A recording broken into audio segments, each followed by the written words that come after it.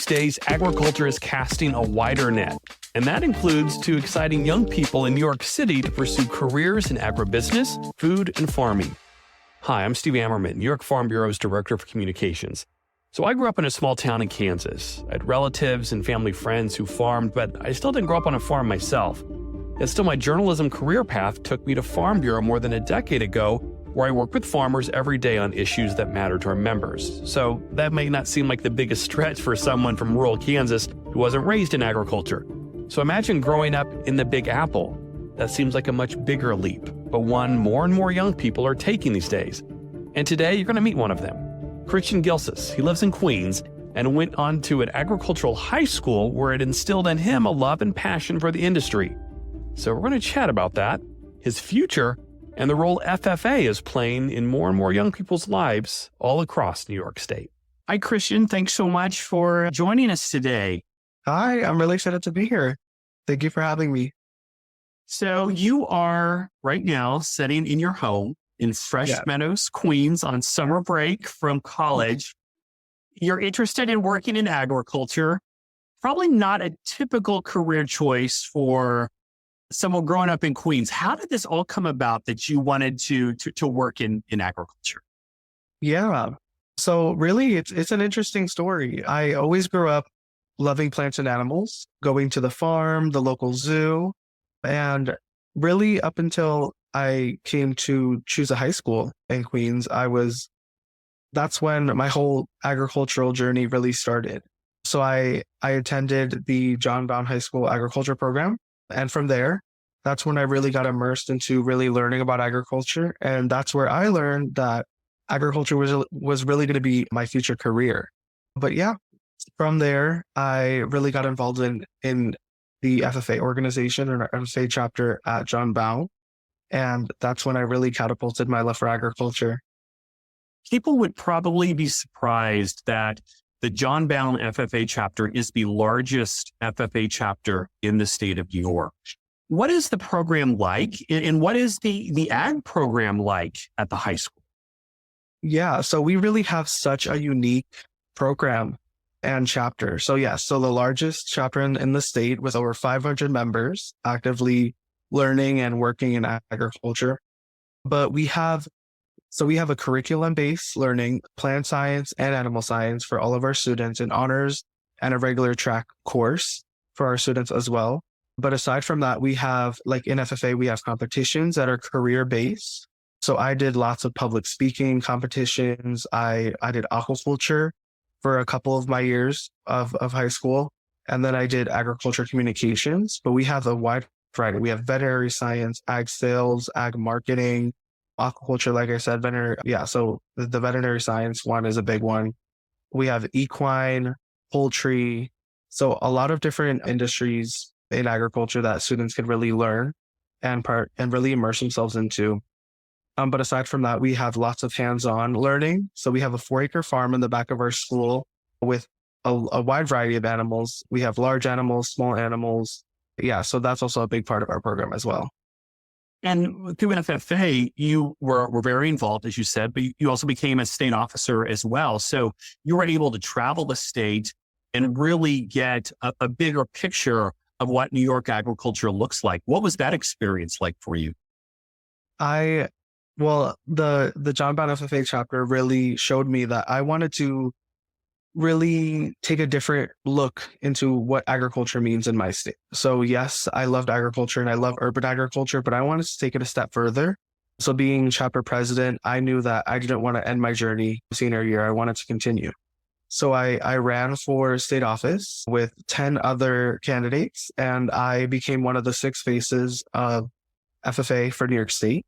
But that experience was absolutely amazing. One that I will always remember, never forget.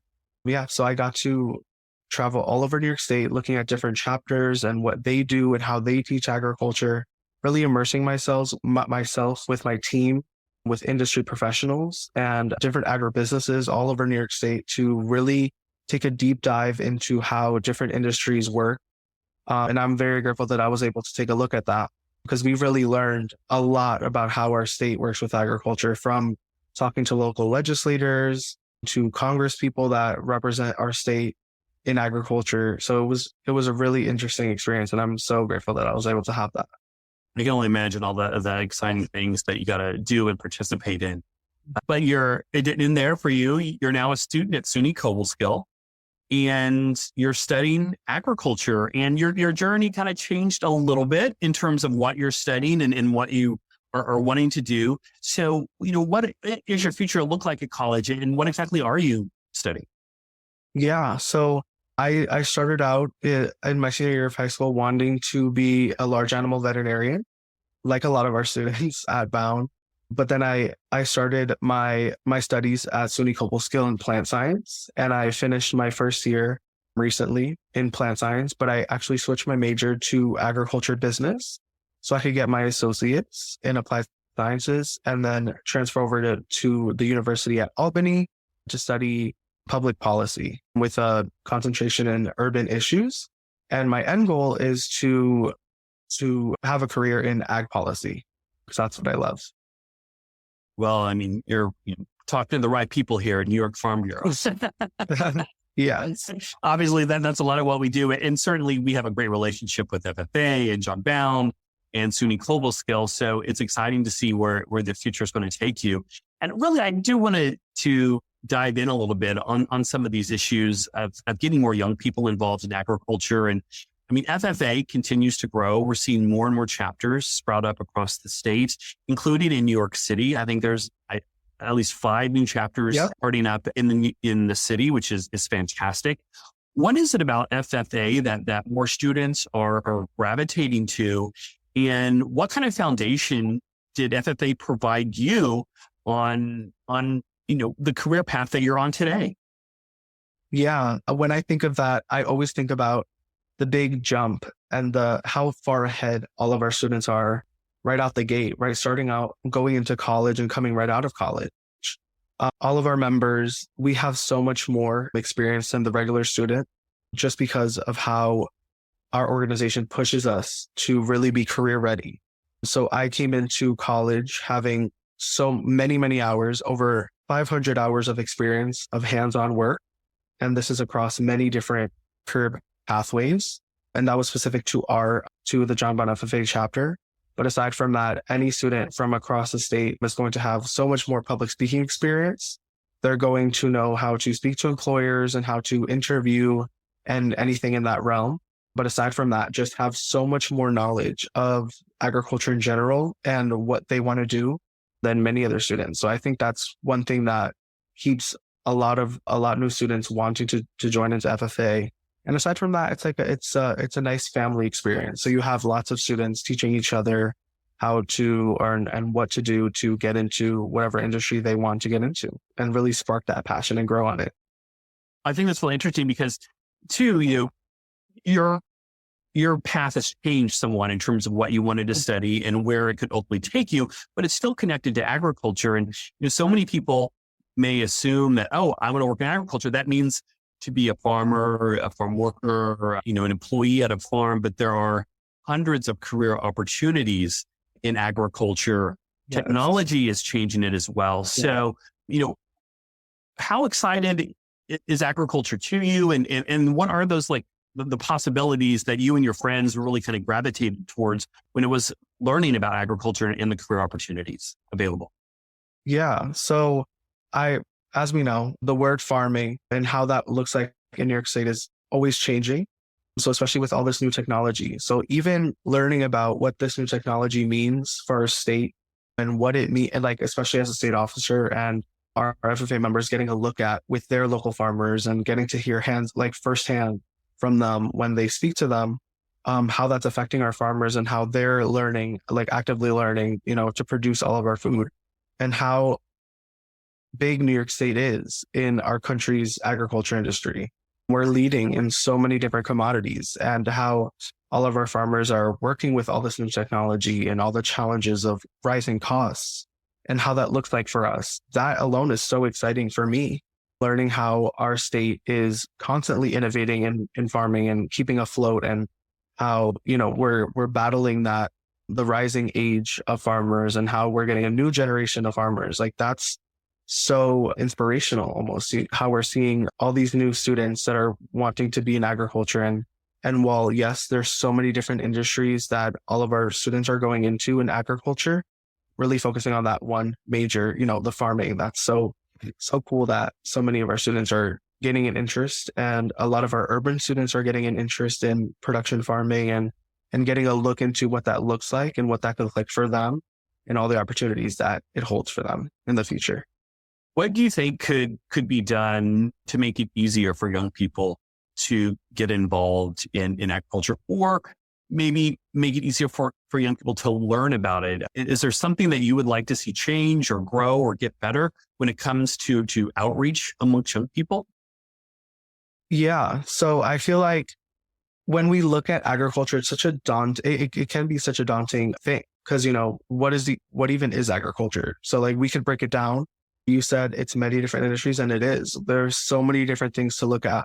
So like, I know that a lot of our urban population, they focus on like vet med and like, being a veterinarian or really working with small animals, or if they want to work with large animals, it could be in veterinary medicine or, in a different way.